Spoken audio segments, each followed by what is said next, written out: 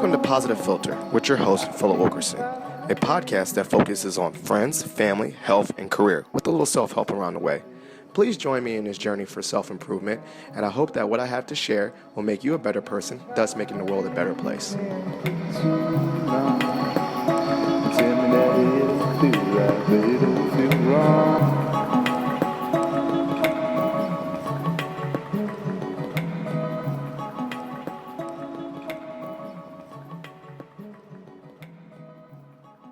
Y'all just hit record. Oh, go. Yo, ladies and gentlemen, it's Philip Wilkerson back with an impromptu episode.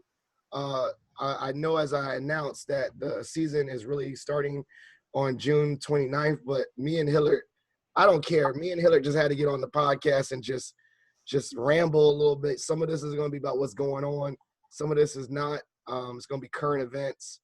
I don't know, but we were already, before we even started recording, we briefly talked about CrossFit and Greg Glassman's recent comments over the weekend, and how I literally have never witnessed in my life a business tank so bad in my life, so quick. And so we were just joking about what is the future of CrossFit. They about to just be called these joints high intensity fitness centers. No, they already started. They was like, I'm changing mine to community center, fitness center. Like, just come on down. Like, what? They people are abandoning that CrossFit name, man. What, I think they have a copyright on the word WOD and all that stuff. They about to just call this joint, look at the board. That's how they're gonna say. They're not even gonna say look at the WOD. They're just gonna be like, look at the board, figure out what you about to do for the day. Man, that's the workout. They're gonna be like, yo, that's the workout. They're gonna say rounds. They're gonna say rounds. Yep. Like time? No, just till you finish. Yeah. Figure it out. This is your activity. This is what you're doing today. This is your activity. Oh, they're gonna call that your activity. Instead of WOD, they're gonna call it odd activity of the day. Yep, there you go. So I mean, we might have just gave them something. Yeah, we did. Pay me $1,000, and I'll give you a certification. Right. I could be your level 1 trainer while I'm overweight myself. Who cares? So, hey, man, the episode is called "What a Time to Be Alive," man. We're just chopping it up. First, some of this we gotta laugh at it. You know what I'm saying? Like, first and foremost, how you feeling? Yeah, it's 1,000% like serious, right? But like, this stuff is so draining, dog. Like, yes, like to the point where, like, I've been having so many lows. Is that like I need to just like at times like laugh at it. I think that's where I'm at too. Like, I'm finding, obviously for my well-being, I definitely take things very seriously. But you know me, like sometimes there's just a tipping point where it's so ridiculous that I just start laughing, and then I can't believe this is real. Like, legit, this whole year, 2020, is a year of just like, I think God is playing a prank on us for all the things that we did wrong. Like, legit, man, he said y'all won't change, and he gave us opportunity to change, and then he said, "Oh, okay, so y'all want me to actually like step in a little bit more and make y'all change, force y'all to change." No, right, cool. I legit think that this year, we were talking about this before this even started, like not before COVID started, but we were just talking in just normal conversation. I legit feel like this year is the year when we look back in a history book was like a societal shift. It changed how we view work. Like, you can do a lot of work from home. It changed how vocal people are about racism. Like, I have legit seen so many people that I never knew come out of the anti-racist closet. So I'm not even gonna talk about not hidden racism. I'm talking about hidden anti-racist. Like, legit people like, yo, this person is about as angry about racism. It's crazy. They come out I've never seen businesses. It changes how businesses operate. I mean, this legit is going to change. Like, when we look back on 2020, and like they say, like the roaring 20s, like this whole new decade, 2020 to 2030 is going to be like legit nuts. Like, I'm ready to see it, where this goes. But obviously this This one started off this decade with a bang, like a bang Really? like no other. Right? Like, I mean, like you said, like to go back and some of the stuff that we just gotta laugh at, like Yeah. Terry Crews. What the hell? What was he talking about, man? I think he was overwoke. Like, I don't even like. I really try to like sit down and like think what he was talking about, and I got more confused about his tweet, and I was just like, all right, I'm done. Well, one, I agree with you. You should have left that in the drafts. And two, obviously, with my platform, I've been very vocal on social media, and I've been tweeting and posting a lot and just trying to share a message. But sometimes if it's a really like important one, like, I got to think about it, I read it out loud to someone else. Like, who is it? Like, his wife, check him, young. I have some friends that write such ridiculous things, and it's completely opposite of how their spouse feels. And I'm like, can you get your wife or husband, whoever, check you real quick? Because you're embarrassing the unit right now. Right. And this ain't like, you know what I'm saying? I ain't bashing nobody, but like, I ain't understand that one. You know what I'm saying? Like, I don't think he understood. I guess I must have missed it. Like, I don't know. But, like you said, like, I guess it just comes at a good time because it's just something like being so low. Like today, June 7th, like this morning, I finally watched the video. I finally like pulled myself together to watch a Greg Floyd video. George Floyd. Sorry, George Floyd. But it's bad. But it's bad is I said which one? Because did you know that recently in Fairfax County? Yeah, I saw that one too. It's like, I'm saying which one? Like this, like I told you, man. I already told you, Hillard. And you know how I saw that one? For my well-being. You know how I saw that one? What? Like, cause I went on cause they're looking to reopen the case for that teenager. Oh man, I can't remember his name. That's in Georgia. That they said it was a suicide. That he was on the wrestling team and it was a suicide. Okay. And, but they're saying like it was like a murder, right? Mm-hmm. Which everything I read in that like showed me it was a murder, right? But I went on change.org to sign a petition, right? And then I saw the one about Arlington, and I'm like, bro, another one. And I'm just like, bro, man, this crazy. Like, it just becomes so much, man. Yeah. And it's like, boom, boom, boom, like one up to another. And like subconsciously at times, like I'm thinking like, yo, is it my turn next? Mm-hmm. Like, you know what I'm saying? Like, bro, I ain't leave my house today. I ain't leave. I ain't go nowhere. Like, I stayed in the house. I must watch like 4 or 5 movies. Man. I ain't go nowhere today. Well, I mean, it's like, because it's like all this stuff on it as you watch it and what you consume. I mean, that's why I already told you enough. Like, I'm protecting my peace, and I have no desire to watch any footage of anything. I have no need to, and not to say, oh, I am putting my head in the sand, but I could read a description. I just don't need to see it. I mean, I don't need to see it to get in my brain. You know what I'm saying? Like, I can read what happened or read an instance. I don't need to watch the video of this dude getting tased on the ground. Like, for what? Or I don't need to watch a dude getting. So I'm really working on protecting my peace and my mental health by not watching these clips, reading about them, knowing the case, knowing the stories, knowing the people. So I'm informed. I can be informed in conversation, but visibly there's no need for me to see this because it does me no good. And it does me no mental health. It doesn't make me more aware of what happened to see it. I can read about it. True. But because legit, man, that junk is like gives you PTSD. That junk. It do. It like and it like creates even more fear, and you know what I mean. And I told myself, I was like, bro, I'm not gonna watch a George Floyd video, and I don't know why. I don't know why I watched it this morning, man. Would you see it on? Did you scroll and type it in yourself? Because see, that's the thing. Yeah, the only problem. Oh, see, the problem is sometimes I be trying not to look and it just show up on your news feed. Right. Like you weren't. Nah, like I typed it in. So I went searching for it. I typed it in and I watched it, bro. And I'm like, man, like I was so mad. Did you watch the whole thing?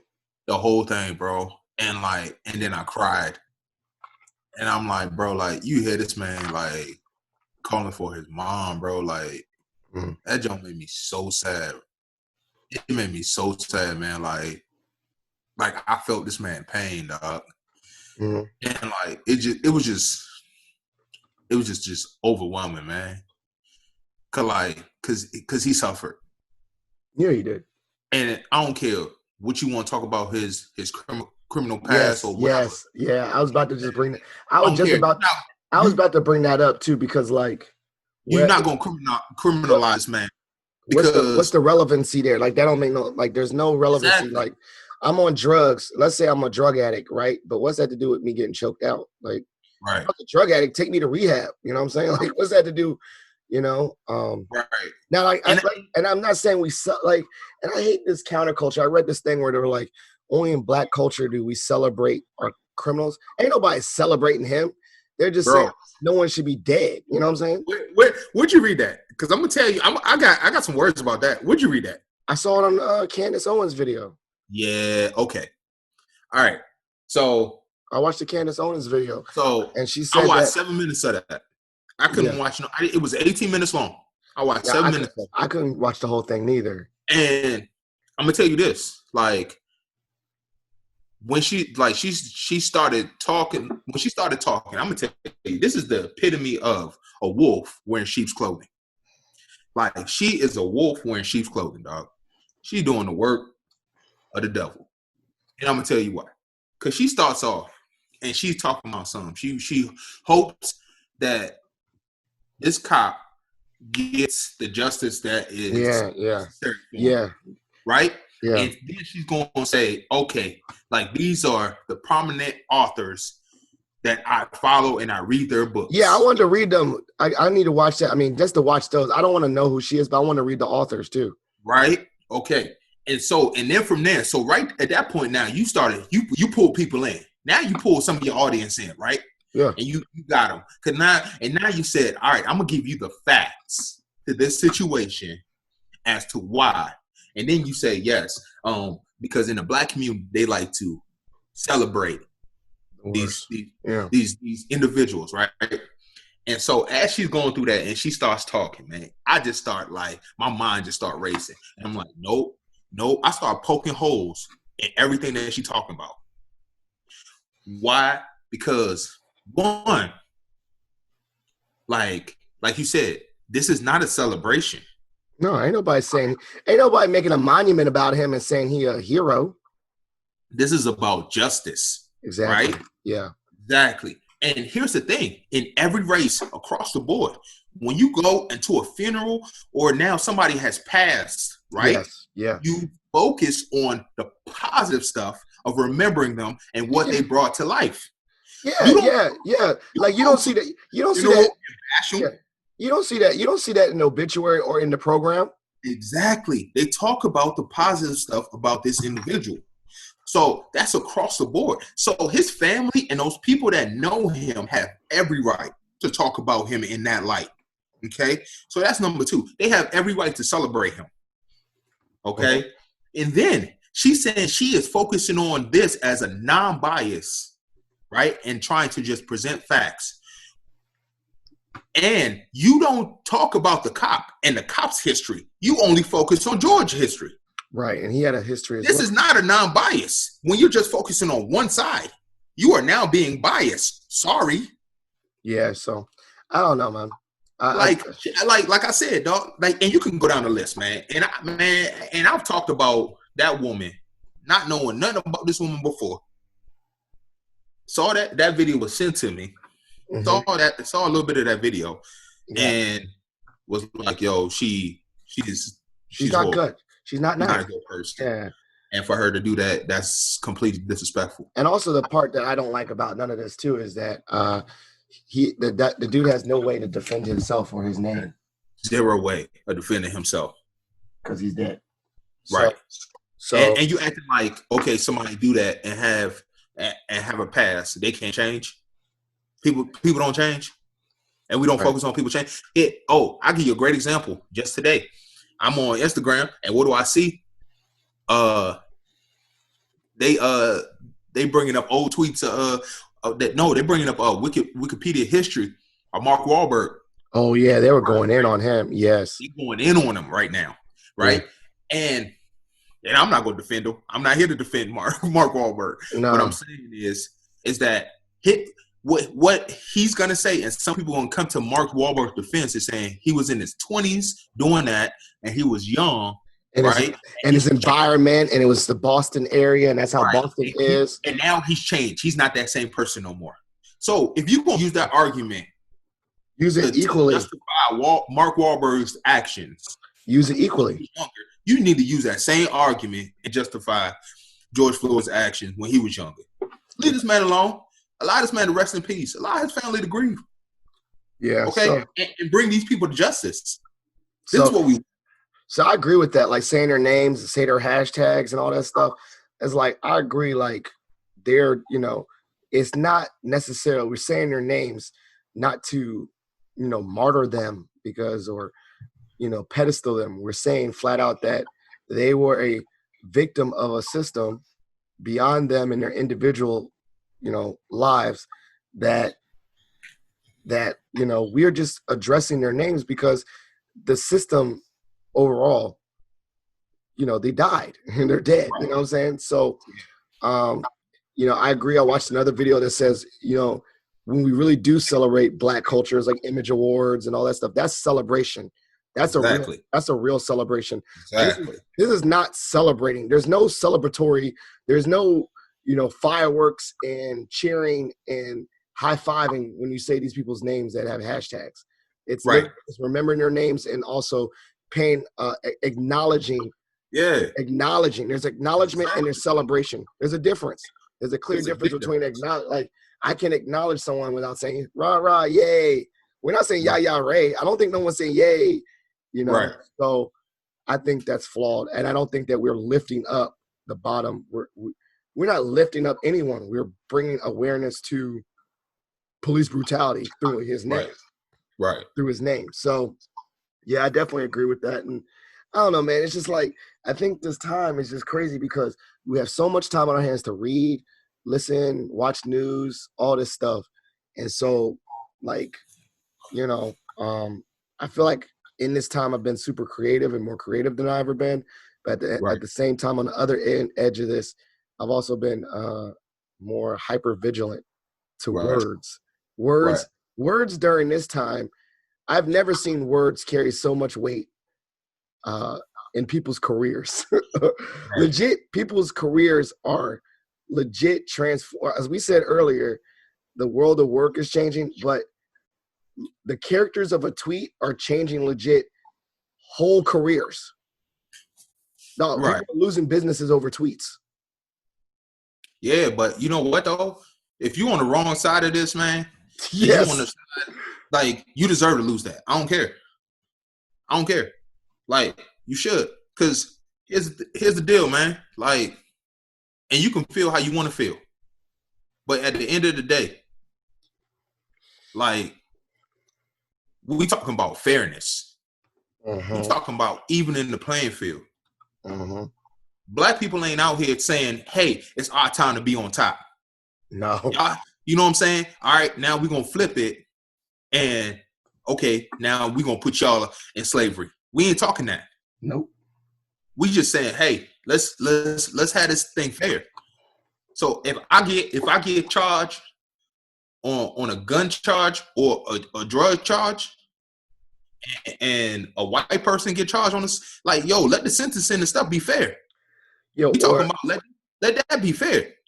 Yeah, or that ain't fair. Or like if you did something damaging to a company's reputation, they fire people real quick. So everyone should, Right. So I'm talking about we talking about fairness out here, man. Like, we talking about that's justice. Do you believe in do you believe in cancer culture? Cancel culture? See, like that's the thing where I'm thinking too, like, Bama's is getting canceled. But I don't know. I don't want to feed into that. Like, that cancel culture is real quick now. And as I said earlier, I think it's exacerbated. Cancel culture is exacerbated because of nothing else. Everyone got time today. You know, so everyone got cancel culture. So like, yeah, I'm bad. I'm not. They're gonna say your whole discography is trash, and I'm not canceling. I'm not canceling. Like, I'm not saying I'm not rolling with the cancel culture, because you hear, especially it comes up a lot, especially with like comedians, right? Because they push it, right, with the jokes. But at the end of the day, like, I recognize that as a joke, and it's an art form to telling those jokes, right?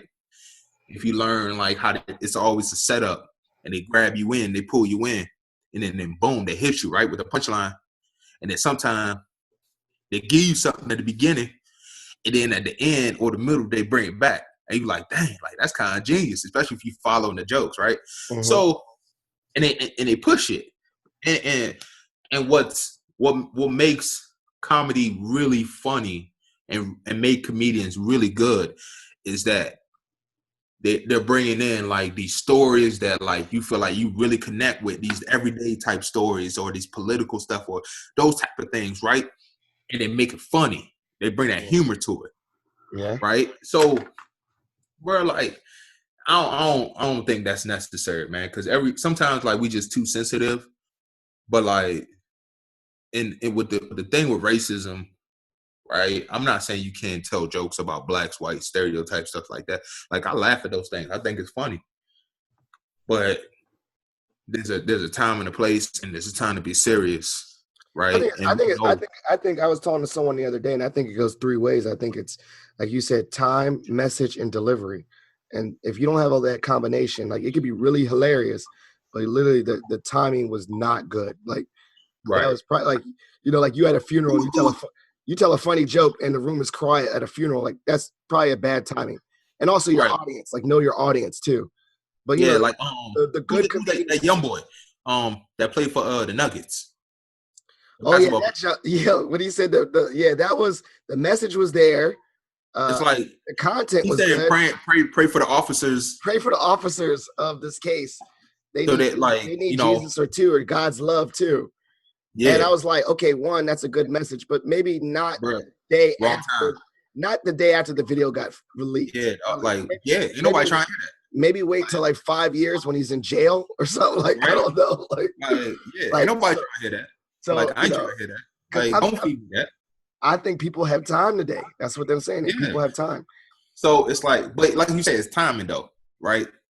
It's like, okay, yeah, but man, like, that ain't the time for that, you know? So, like, trying to cancel somebody, man, like, because how many times they cancel Kanye? I was about to say, do you really cancel someone's whole discography because of their bad behavior? But like, people loving Kanye now because they're seeing what Kanye has done for Ahmaud Arbery and George Floyd and the families. With the scholarships and stuff, right? Taylor. Yeah. You know what I'm saying? So, like, they're like, oh, yeah. You know what I'm saying? So he's uncanceled. So, right. It's like, people just, bro, you just too sensitive, man. And you're not going to make everybody happy, you know? Or when they say they're going to boycott a whole restaurant chain. Yeah. And, you know, my thing is this, is that in some situations, like, I mean, like, people talk about it. Like, like I said, I feel like I can do it easier with like movies than I can with music. It separate the art from the individual. I feel like I can do that easier with movies than I can with music. Right. Right. But like, there's something to be said about that too.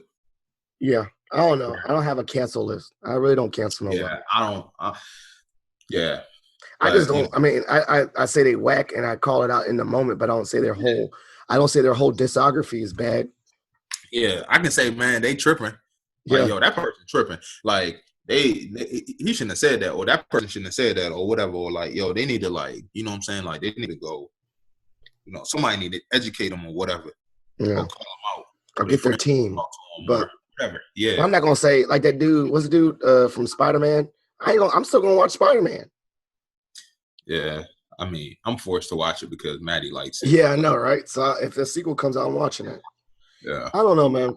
Like, what are you doing to occupy your time? Let's talk on a positive. What are you doing to occupy your time during this time? So like I've done a lot of hiking because like the foothills and stuff is like it's right there, like so I can like just go up there and I can hike and kind of like get away and walk but like working out, music, And for the listeners, this is my best friend Hillard McMorris. I don't even think I did the intro, and he's the only black person I know in Idaho. No, well, oh yeah, now Karina left. You did know. I knew two people. Raina was here. So when he's saying hiking in foothills, these are Idaho activities. Yeah, which were actually fun though. Hiking was really nice to do. Yeah, so I mean, because the weather's warmed up, so like to go do that, and then it's just keeping your mind busy, man, and like just doing stuff like being outdoors. And then I'm glad like my daughter is somebody that she likes to iPad, but she loves to be moving. So like going even to the park, and she understands that we can't necessarily play on the playground, even though now we can because Idaho is like we on like stage 3 now. We just so they're not blocking off. Our playgrounds are still blocked with like our playgrounds is open. Tape. Nah, so we can go on the playground and then get home and just wash your hands or something. I wash her up, I clean her up and stuff like that. Yeah. And so, but even before that, we just go in the field and we play and we just run. And we just, we playing tag. We playing hide and seek in an open field. Bro, I don't know how you do that, but like obviously where do you hide? Bro, I'm just playing with it. It's just like, yo, that's what you want to do in the moment. Like that's what we doing. Man. Yeah, that's what figure it out. I've been doing a lot of. I've been going to campus every day, and it's really sad. I don't know why I'm doing that, but it's just so much space. So I just go on campus and right.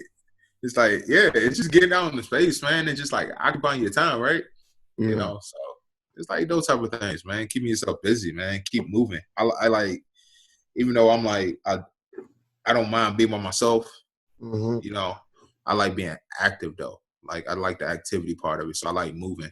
So even like staying in today, like it definitely just affected my mood. Yeah. I also was just not in the mood to be out anyway. So something like yeah. But yeah, doing stuff like that, man. And then like, I definitely have been drinking a lot more. Yeah, no. And also eating a lot more. Cooking though, right? Not spending a lot of money. Like cooking stuff. But no, I've been spending some money, but like now I gotta like get back because my clothes starting to get tight, man, and I don't like that. I gotta get right. My clothes been tight, so I've been way overdue from getting tight. But I do agree with you. I've been listening to a lot of I've been listening to a lot of music, but not new music. I literally just been listening to I don't know why, just in this mood right now where I just been listening to J. Cole and Kendrick Lamar. Yeah. And I've been listening to their old discographies. And then I've just been asking people on Facebook, on Twitter, on Instagram, what's their favorite. But I just been listening to them all the way through. Like Good Kid, Mad City, I listened to the all three. Pimp the City, to Pimp a Butterfly, 2014 Forest Hill Drive, For Your Eyes Only. I just been listening to the whole way through and just like playing it in the background. So during this time, I love it. I just been listening to. I think this music has been really good and a chance to listen to music and writing. You know me, I like to write, so I've been writing a lot more. That's good. Journaling and stuff too? Yeah, I got my 5-minute journal. I've been keeping up with that, but I've actually been trying to write like random stuff I never thought about, like writing poems. A little poem. Right. Actually, I write articles now. I don't know. I just really feel like I like writing. I like making stuff. Yeah. I wish I was a visual artist, but I'm not. So I know how to use words, but I don't know how to draw. But I like to write poems or write stories, or randomly I get ideas and do speeches on my, me, or freestyle. Right. Yeah. So, but it's like creative. I'm trying to be creative. I think that helps my mind, my mental health. Yeah, man. So I think everyone needs to have that. Yeah, man. Yeah. And then just having conversations. Like, we've had a couple Zoom meetings, like us and the guys. Yeah. That's been helpful to me. Yeah. Me too. Some like real, like just some powerful, like inspirational conversation with Dave, with my brother. And like that's been fantastic, man. Like I'm talking about, like I get up the phone, like, and I feel energized. You know what I'm saying? Like it's like that deep into like to that point, like it's that great, you know. And even my mom, man, like me and my mom, like, you know what I'm saying, I was struggling. I think it was like last Monday that I was like so low, you know what I'm saying, with like everything. And I called my mom. And like, man, she just like lifted me up. And then like last couple of days, she's just been calling me, just checking in, just making sure I'm all right. And just you know what I'm saying, like just being fantastic, man. Like she's just so great, and I just love her so much. You know what I'm saying? Like for her to do that, I just appreciate it. So it's just doing those things. She's filling your bucket right now. Yeah, it's like, you know what I'm saying, like especially for me, man. Like being here and like recognizing the things that make me happy. Like I told you, my family, my friends, man. Like number one, that made me happy. That's like my number one thing, and it kind of like, and you guys were important before. But like it took moving to Idaho and going through everything I went through to kind of solidify that. Yeah, that's like, yo, like this is what like fills me up. Like, yo, like I want to get money and rich so I can like pour into these people, and like it can be a convenience. You know what I'm saying? Like to the point where it's like, yo, man, I want to go take this trip, and you like, yo, I got work, bro. I'll pay you. I'll cover your salary. Like, yo, you good. You know what I'm saying? Like, you ain't got to work. Like, we good. Like, we good. You know what I'm saying? Like, because money, like, it just, it makes the inconvenient convenient. I kind of want, that's the kind of money I want too. I want trip money. That's at least what I want. Trip money. Like, but that's what money does. Like, it don't bring you happiness. No, it doesn't. It just makes the inconvenient convenient. Like that's what it does. Yeah, so, I think you're right. Like happiness comes from other things. Money just makes, money is just like you just, I think that's the perfect thing. Money doesn't make happiness. Money makes convenience. Yeah. Happiness comes within yourself and all the different things. A lot of things you don't need money for happiness. You can do a lot of stuff for free 99, but it's a lot, the access to happiness or the convenience, at least the obstacles are a little bit alleviated. Doesn't mean it goes away. There's other like things are still going to show up in your life. You know, you can't control everything. Like you can be rich as hell and still get cancer and get sick, right? Like money can't fulfill you. But let's say you do get sick, money can be convenient to make you have access to the best medical care. Right. But you know, so money is not going to automatically make you happy, but it's going to at least make you more convenient and also help aid in the challenges of natural life, right? Like, you know, money stressors, you know, like worrying about bills, worrying about food on the table, worrying about money alleviates that. And then if you have surplus money, then you can go above and beyond just your needs and start going after things that like are convenient. Like you don't need a trip, you don't need a vacation, but it sure is nice to have one. You know what I'm saying? Sure is nice to have one. You know what I'm saying? And then like what makes like certain trips or certain things stand out, like when you take them, sometimes it's the place, but usually it's the people you go with to those places. Yeah. You know what I'm saying? So like that costs money. You're right. Right. So then it come back to like the people that you're in your life and what you value and what's important to you, what makes you happy. You know what I'm saying? So like it just, you know, like it just solidifies that, like for me, you know what I'm saying? Like it makes me like just want to like get after all this stuff. Just so I can be with my family, I can be with my friends, you know, be with my daughter, like that stuff, like the stuff that is meaningful to me, man, like that bring me joy, the utmost joy. You know what I'm saying? So that's why we need to get rich so that we can not be happier people. I'm working on my happiness without money, but I could be more convenient. Right? More convenient. I'm gonna start using that. Yeah. Money is not the what's it called? The key to happiness, but it's the key to convenience. You know. Hey, shoot, that's really is, man. Yeah, because I mean, as you said, we already know. We see people. The most rich people are not the happiest people. Some of the richest people in the world are the most miserable people, right? That's a given. So that means that they're not intrinsically working on things in regards to their mindset and people they surround themselves with and all that stuff. That's where they get the happiness from. But I'm pretty sure though that they have a different set of problems than we do, rich people. Right. You know? Yep. But this time has also humbled me a lot because I was like, yo, if you really think you complain about stuff, look at the news, man. I really think that we minimize. I hate the word first world problems. You know, I don't like using that term because, like, okay, like I said, I already acknowledging that we have privilege in America, but I don't know another way that equates first world problems to the fact that if you don't have like a working phone, well, someone's dead. Like I try to go there, like, you know, I know that's 0 to 10, but that's like, come on, man, like, ain't nothing. Like I got a job, you know, I ain't fired, you know, so I mean, I'm finding ways to be grateful even in this time, trying to find ways to have gratitude. And as I said, I think pretty much the things I knock on my list are the same ones on your list: friends, family, health, a roof over my head. It's all kind of good stuff. Yeah. So I don't know, man. Still, man, this is a time to be alive, man. What a time. Bro, so let me ask you a question. Huh? What you think about the Drew Brees situation? My only comment on that is he backtracked so fast because his money. People only apologize that quick when no one's like, oh my gosh, and within 24 hours I had awakening. No, you didn't.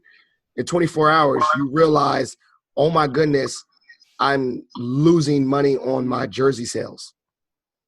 Oh my goodness, I'm losing endorsements. Oh my, like money. You think of, like you go straight to money. And so do I believe? And then his teammate, oh my goodness, my teammates they ain't gonna block for my ass. Oh yeah, they ain't gonna catch this ball. They ain't gonna defend. Oh my goodness, the people in my locker room are very upset. Yes, he legit, like he didn't like say, oh my gosh, in this 2 moments, I need to read some anti-racist literature and really educate myself. No, he didn't. In 24 hours, he realized he got a text from his publicist that said, "You're an idiot." Right. And you better fix this right now and distance yourself from Trump, which he did, with another Facebook message saying, I don't agree, You took my words out of context. But it wasn't out of context. No, but that's what he said. Yeah. Right. So I mean, as I said, I need to have forgiveness in myself. I've made a lot of mistakes. I've, obviously said the wrong thing and backtrack. Or like say, good point, I read that. But like I'm really working on, one of the things I'm really working with my impulsivity, and just slowing myself down is I'm really, really working at in this digital, like this is a podcast, obviously we're going live and we're talking about things, but I'm like, just like take 2 seconds and think about what you're saying. That's one, because it's out there once it's out there. And 2, particularly what you write. At least like right now we're flowing. I was like, oh, okay, I can make a mistake, but it's words. Like that's hard. But the fact that you actually type that out and then have someone else read over it or think about it or sleep on it or marinate on it. Like we already talked about this, me and you, was like, yo, sometimes the best thing to do is don't tweet. Just like, don't have an opinion at that moment. Just don't send. Just don't share. Like, that's what I'm saying. Like, so even like I did that Instagram post, right? And I wanted, like I told you, like it was your inspiration, right? And then it was coming off of a inspirational conversation, like hour-long conversation I had with Dave. You know what I mean? That led me to say something. And then I just try to approach it from like, try to approach it from like the parent standpoint, because most of you know what I'm saying, my friends like on Instagram that like I follow and they follow me are parents, majority of them, right?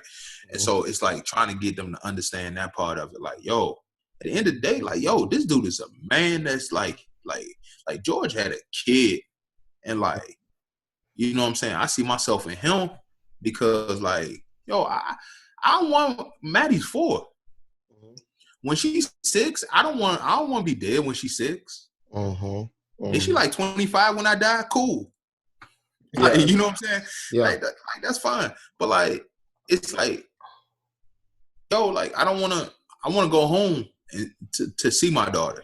I want to be able to raise her. I want to be a part of her life. Like, that's why I'm doing it. And so, like, I approach her from that point. And you know me, man, like, I'll talk to y'all all day. I'll talk y'all ear off, but I'll call y'all. You know what I'm saying? We got our group. So I'll throw something in there, you know, but I don't really be doing like the whole like public jump like you do. But you inspired me to do it and say something, you know, and like But you read over it, right? And then you slowed yourself down. I read over it and I slowed myself down. And I'm like, well, even though, like, you know, thinking about how sensitive people are and, like, some of this can still be taken out of context and people are going to take it how they want to take it, whatever. I don't care. Exactly. So I still just allow certain things to be what it is. But I know where I was coming from and where my heart was when I wrote that. Well, I'll be honest with you. Sometimes all those things, like, you know, people say in my Facebook post or whatever, I don't do that in the moment. Sometimes I think about it, like tonight, I'll think about what I want to, like, it just comes in my head. And then I let my mind think about it, and then in the morning I'll type it. But it's like it's giving me like more than I've thought about it for a couple hours, like over, like just kind of, you know me, I over fixate on it. So it's like I really try to focus on thinking like one is grammatically correct, which I still make typos, trying to work on that. But it's like, yo, think about like legit the context, the audience, you know, or who you're addressing, or like words matter. I don't know who someone said sticks and stones may, you know, may break my bones, but words may never. No, that's not true. Words hurt. Words hurt. Words hurt probably just as bad as sticks and stones.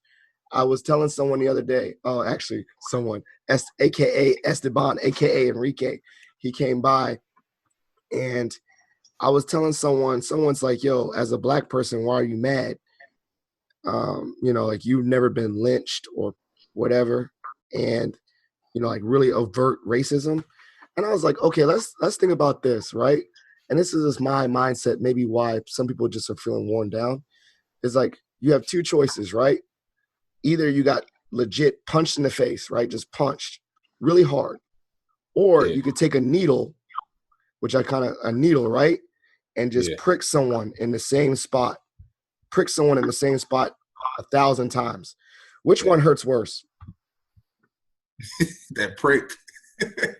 I mean, and it, like over time, right? Because it creates a wound, right? Because that punch, it's a one-time deal.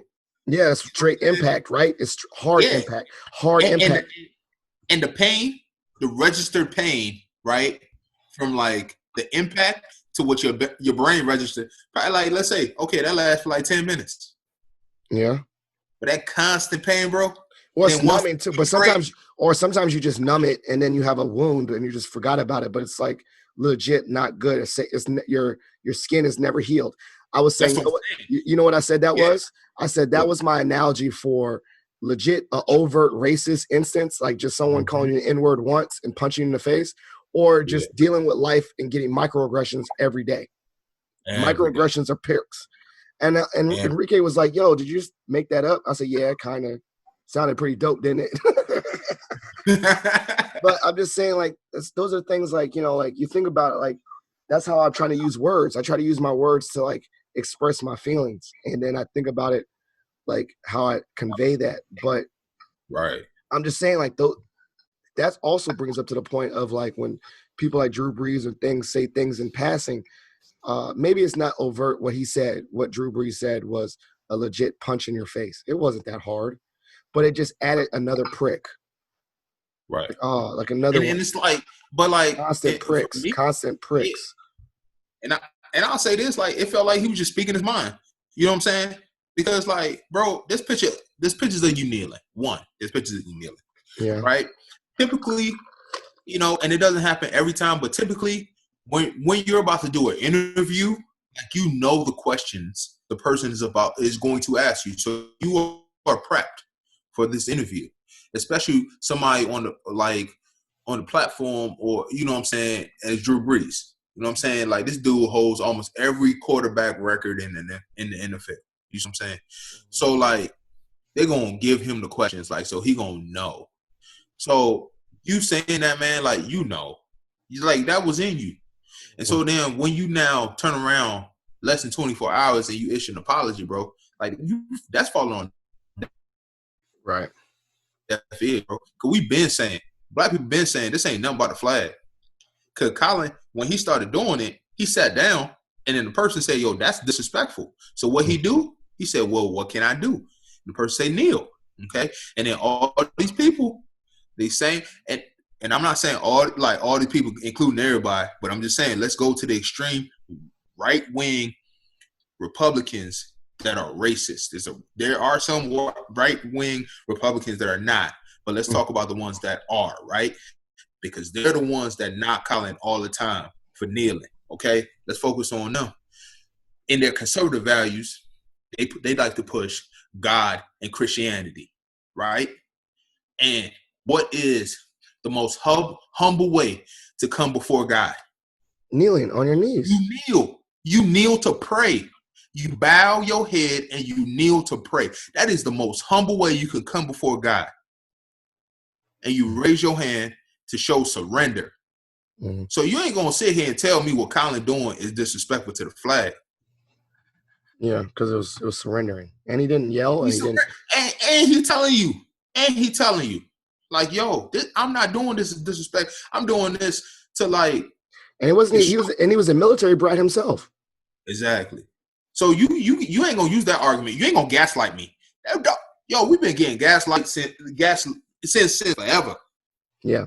But I was just saying, like, using our words, like our words matter. And I think what we're seeing during this time is that no one has nothing else to do but use their words. And we're realizing that some people are completely using the wrong words. The wrong words, but they're also showing their true selves too, right? And some people just miss the mark.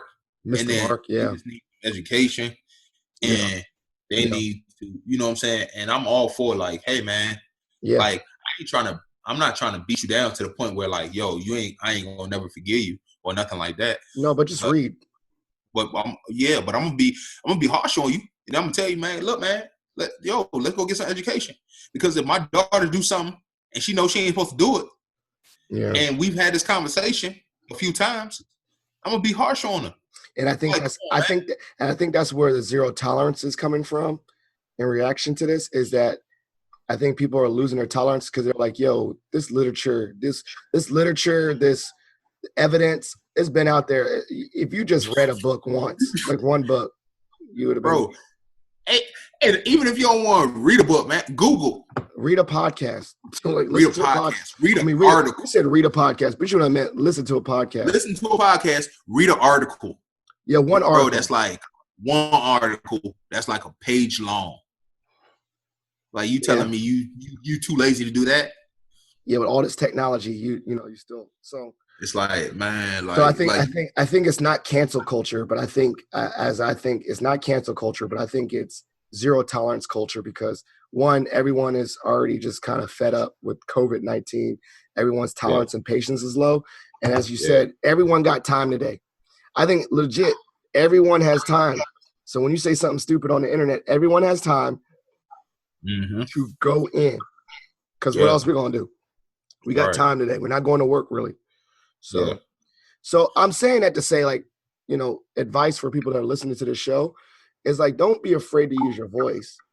Just be prepared that if it's not sound and you can't really stand firm to your convictions, that, your words matter. So word for word, dot the I's, cross the T's, be very, very, very, very clear what you're trying to say. And, also if you do take a L, take a L. But I think no one has the perfect thing. But I think in this time, especially with social media, words matter. Words carry power.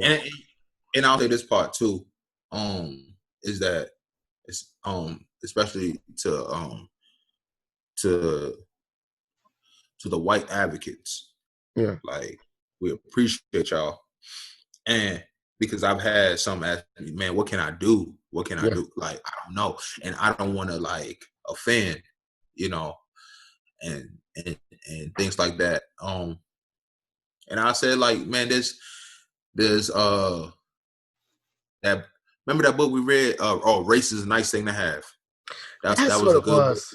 Yeah. Racist in the Hat. That was a good book to read, right? And it's an easy read, you know, and it's short, it's good. But then it's like you can still talk, and then like even if that person gets mad, like that black person that you talking to get mad, like no, that anger is not directed at you, because they appreciate you being an advocate, right? It's just directed at just the frustration of being poked with that needle over and over and over in that same spot, right? Yeah. And then like, and then y'all can sit down and have that conversation, because I know sometimes like I just get mad. And I'm like, yo, man, how do you not know, right? We've been saying this forever, right? So it's the frustration of it. But then then I calm down, and then like we can have conversation and dialogue, right? Well, I think one of the things too is that you don't need to know everything. Sometimes probably the best thing to do is not talk and just listen. Then you won't put your foot. You won't put your foot in your mouth. That's probably the best thing to do. And then that's necessarily just because you want to help. You don't have to do it all showy in front of everybody. Like, I know this is really popular right now to go march and carry signs and show overtly like, I'm not racist, look. But you know, this is all going to die down, right? We're all going to stop marching. So it's really going back to your normal life, when we go back to normal life, and doing the things to block that needle. Like, you don't participate in the jokes. You don't say microaggressions. You check in on people. You hire people based on their skills and not their name on their resume. So like, you can do a lot of things when this is over with. So I tell people, say, what can I do? I say, I ain't gonna lie, I gotta read these books too. I gotta read new books. I don't know everything. Shoot, why are you asking me like I know everything? Shoot, the only thing I know is how to, like, I already know what my lived experience is. Don't mean I can speak for everybody. I can't speak for all black people. And I say, and I just say, man, like, my thing is this: is be genuine, man. Like, this is who you are. You like, man, like, I really want to help, man. Like, look, man, find a lane that you feel comfortable helping in, and just run with that. Like, skills. Skills. If you're not the biggest public speaker, ain't nobody asking you to get on get on a microphone and yell. But if you're a good organizer, why don't you be a good planner, like logistics? Or you're good with money, help someone with counting fundraisers. I don't know. Use your skills. Donate to something. But I agree with you. Find your lane and use your skills, because like, ain't nobody trying to set you up and say, yo, because now you're an advocate, you got to get on a microphone. Hell no. What if you don't like public speaking? And then it's just, and just be genuine in it. You're like, yo, I have a passion to help and I want to support. And you genuine in it, man. Like, it's going to shine. It's going to come out. Like, people going to see it. They're going to recognize it. They're going to feel that energy. They're going to know, like, man, this person, like, this person is with it. Like, you know what I'm saying? Like, this person got my back. Like, that's just what it is. It's like a friendship. You know, those friends, it's like, you treat it like a genuine friendship that you have with an individual. It's like, yo, this person know I care. Why? Because I'm going to check in. I'm going to make sure. We ain't going to go 2 years without talking. You know what I'm saying? Like, that ain't a genuine friendship to me. Like, you know what I'm saying? Like, because I don't want somebody to go 2 years without talking to me if they saying they my friend, or they hold me in that high regards of our friendship. Like, bro, like, then I need to check in with you and make sure you all right. Yeah, we're acquaintances at that level. Huh? At that level, 2 years, that ratio, we're acquaintances. Right. So it's just like, it's just being genuine in your actions, right? Yeah. And I think that's probably like the basic part of it. It's like just being genuine in your actions. And once you're there, like, man, it'll just start like unfolding for you. And you'll be able to see where you can help and support that. You know? Sticking to our format, let's do shot for shot. So you get to ask a random question. I ask a random question. You want to go first? I'll go first. You go first. I got to think about random questions. So I was watching. This is so random. You're not ready for this. I was watching Juice the other day, right? I gotta finish it. Right. Yo, I ain't seen it in a minute. Why did Bishop go crazy? It makes no sense. I watched that movie. Like, can you explain that?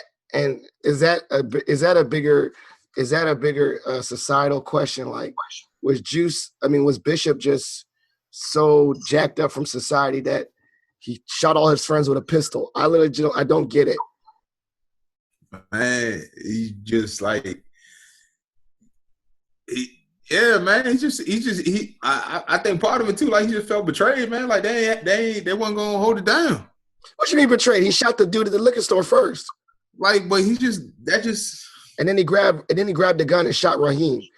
Okay, yeah. I mean that made no sense. That wasn't really a question. That was just a random thing I saw. All right, so but here's the thing. Like, all right, this is what you gotta understand. Like, all right, a lot of movies made in the '90s, though. Like, you can really poke so much holes in them. God, this right? was weird. All right, and like, look, like Bishop was just legit crazy, bro. Like, that's just what it is, man. Like, the homie was crazy, bro. I played that role perfect, man. Like, yeah, that's okay. That's about to be my serious question. My real question was, who is the greatest rapper actor of all time? Rapper actor, like they were known for, okay, and you don't go actor to rapper. It's the other way around. Like they were legit career rapper. And then they transitioned to movies. And I'm saying as a good example is Tupac, but he already went. Obviously Tupac, we know he also went to a performing arts school in Baltimore, so he had acting talent. But I would say legit, man, you can't deny his acting skills, man. He was good in Juice. He was good in Poetic Justice. He was good in Above the Rim. Yeah. He was legit. Like, the movies were funny, but he was actually good in all of them. So, but I'm not going to say he's the best. I got some, no, actually. I don't know. I don't know who the all-time. Ice Cube. Ice Cube is probably, Or Ice T. Cube was good. Or Ice T. Acting though, like in the movies, like, I mean, he doing the one show. CSI. Is it? No, Law and Order. Law and Order. SVU. Yeah. No, he's in movies. He's in movies too. I mean, he was in a couple movies, but like he ain't been in no movies recently. All right, well then it's between Pac and Ice Cube. Then who is it? Ice Cube. Like, Ice Cube has been good. Ludacris has been good too, but I ain't gonna say. Like, he been decent, like, in movies, man. Like, legit. And he a good rapper. Rappers can't hit on Ludacris, yo. Like, you saw the verses with him and Nelly, dog. Like, Ludacris got hits. Yeah, so he's a rapper. Legit, he is a hit. Yeah, but he's not a bad actor. But he's not in the top. I would say the top. No, I'm not saying the top between. I think the top legit. If it's a real contest, it's between Ice Cube and Tupac. I can't think of nobody else, really. No, I can't think. But so I mean, yeah, I'm probably gonna go with Cube. How about DMX and Belly? Yo, he was good in that. But then I don't think he was really acting. I think he was just being himself.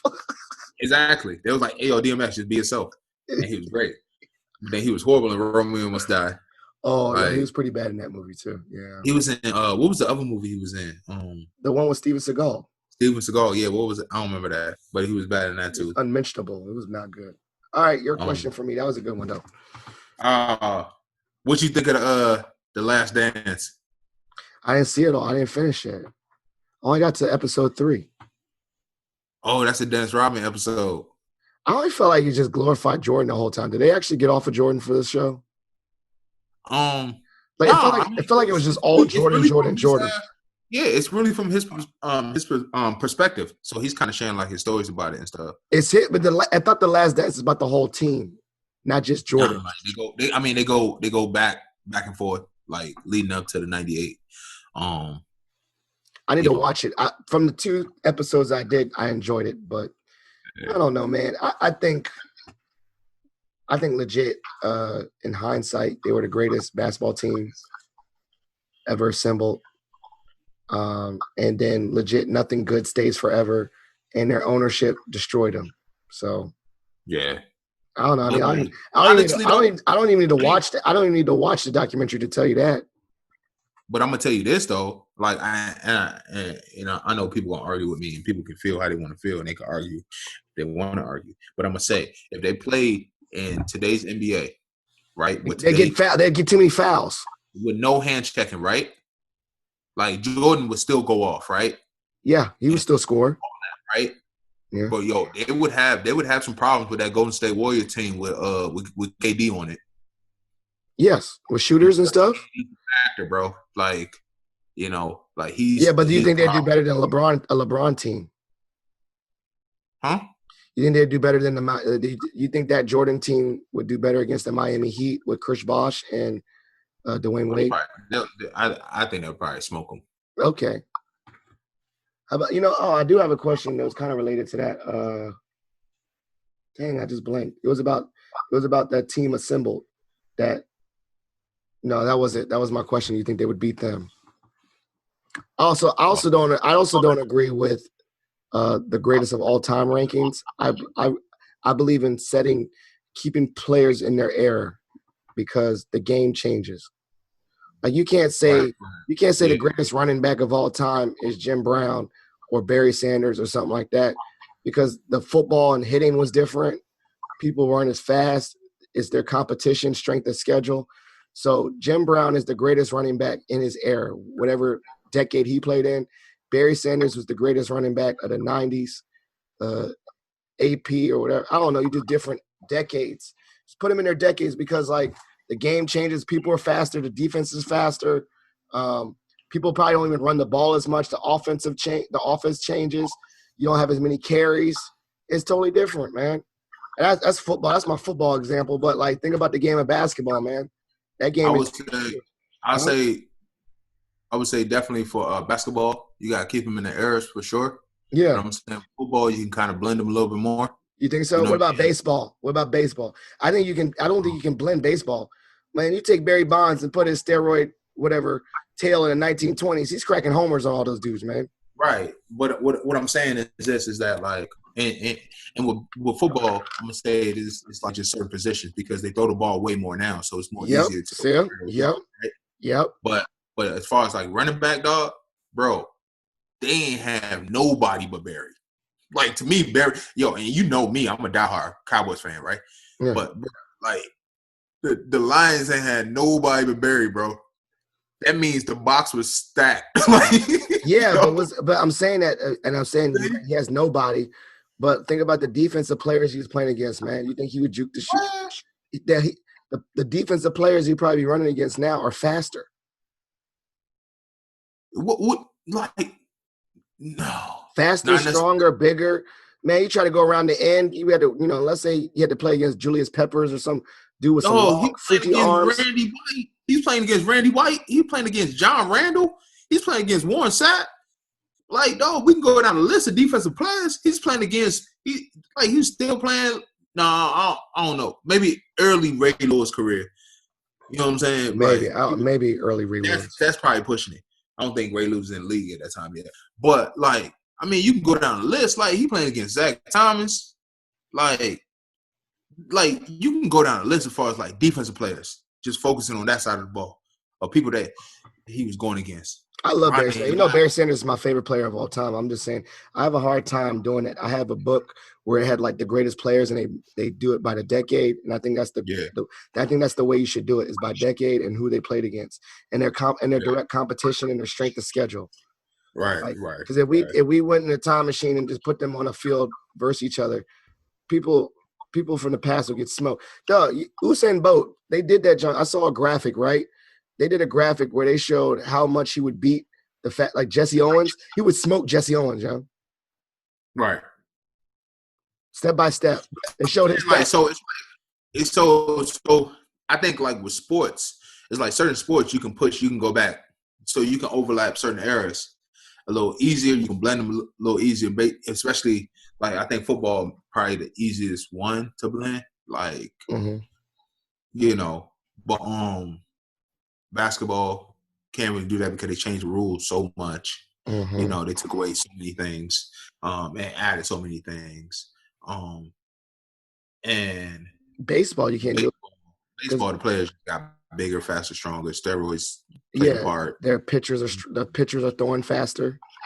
Right. So yeah, like, you just gotta be wary about, like, how far you go back and compare some of these people. So I love sports talks, and I love, like, these hypotheticals, but I just like, everyone's like, yo, that's fact. I hit you with numbers. Like, come on now. Someone that has 50 touchdowns and 1,000 touchdowns back then don't translate to now. So I don't get into the GOAT conversations with people because it's different eras, man. I respect them though. I will argue within a decade, like, who was the best in the 90s, and you, like, say, like, Michael Irvin versus Tim Brown or something, two wide receivers in the same era, you could definitely do that because they were playing around the same time. Right, for sure.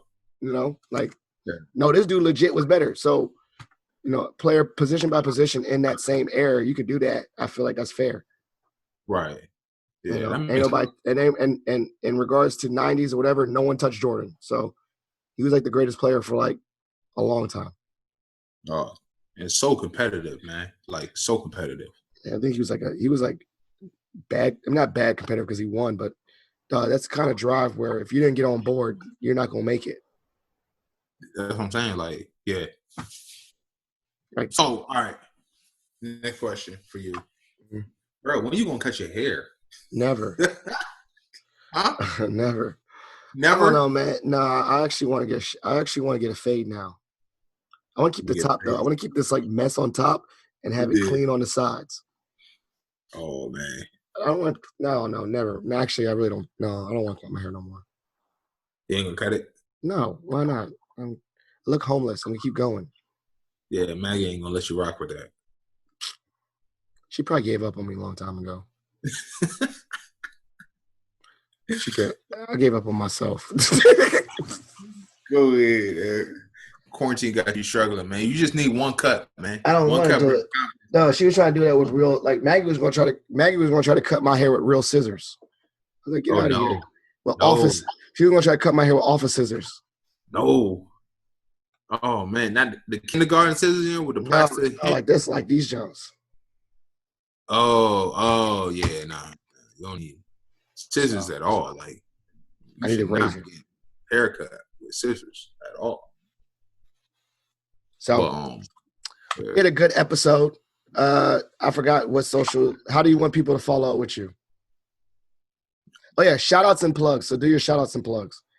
Don't shout outs. Yeah, shout outs and plugs. Shout outs to on mothers. That's us, man. Me, you, Dave, Chuck, Armand, Jay. Omar. Did you say Omar? And yeah, he last one. So shout outs to you guys, man. Like honestly, man, y'all be sending the funniest stuff at the right time. Y'all send the most thought provoking stuff at the right time. Like I never been involved in a group like that. Like it's just good, man. Like it's great. Everybody brings something great to it. Dave don't never say nothing anymore. He's just lost in the mix. Stay dangerous. That's what he got for us. To stay dangerous. Try every once in a while. Yeah, we left it. We left. It's still just fun though. So shout out to that, man. Like that's really my shout outs, man. Like that's as far as it needs to go. Yeah, and I think whatever to follow you up with, I think it's in my old show notes. I'll just put it in there. You don't have to say nothing. Yeah, man. My like that's. It's in the show notes. I'm only on Instagram, and did I even put that in the show notes last time? I don't know. I don't remember. Who knows? But I won't get back on Facebook for any like personal stuff. Like if I start a business, then it's a business account that I'll have on Facebook. So be on the lookout. That might come in the end of the quarantine. Yeah. And then in the quarantine, man, we planning. I'm like for real. Me and Dave and Armand started talking about trip back to the motherland, bro. I need to get Africa. Yeah, bro. You going back to Africa? Yeah, we gonna probably hit Ghana and Nigeria. I'm trying to go for free, so let me. I don't care. I'm paying for it. Like I'm okay with paying for my own trip. I don't care. I need energy, and I know where I need to go to get it. And that's the only place that's gonna provide the energy that I need. And I want to go to Africa. I might jump in on that trip, or I'll try to get someone to pay for me not you guys, but someone else to come. Let me speak in Africa. I'll talk. Right. So, but yeah, that's that, man. All right. Well, I don't know, some announcements. This obviously was a teaser. The real show, or this is a real show, but the season starts up June 29th. So keep a lookout. Thank you, Hillard, for being on here and just giving the listeners something to talk about. What's up? Oh, one more thing. Shout out to Raina. Yeah, man. That's my homegirl. Shout out to Raina. She's in Dallas. Yeah. And the Cowboys are trash. So Right. I'm not even gonna argue with you. So no, Skins is trash too. The whole NFL trash.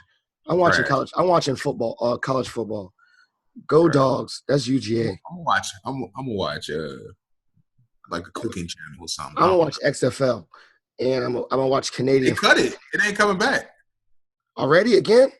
Yeah, they cut it when Corona started. Dog, they got rid of it. It's done. It's a wrap. Oh man, they were doing all right too. They fired like the whole staff and everything. Like they dismantled the whole thing. All right, well that was kind of a bummer. Yeah. All right, I'm gonna watch arena football. So if you like the episodes coming back for real, the season 29th, doing some things, please leave a review, a like, share the episodes, catch up on the old episodes.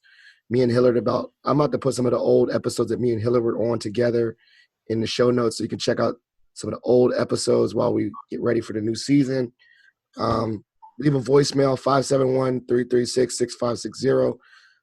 That's pretty much it, man. We out. Keep on supporting the podcast. It's been fun. Yeah. And we'll support the movement, man. Support the movement. I was about to say something like, this ain't no movement, but it's fun. So it's a movement to me. Yeah, support, Positive Phil, support Black Lives, support all of that, man. Like, we need it. Change has to happen, man. It has to happen. And work on being anti-racist in 2020. Yeah, for sure. All right. Well, that's the show. That was a really good way to finish. Bye-bye. Thank you for listening to Positive Filter, a podcast that focuses on family, friends, career, with a little self-help along the way. If you enjoyed this podcast, please share it with your family and friends, and like the Facebook page, Spreading Positivity of Movement. Thanks for listening.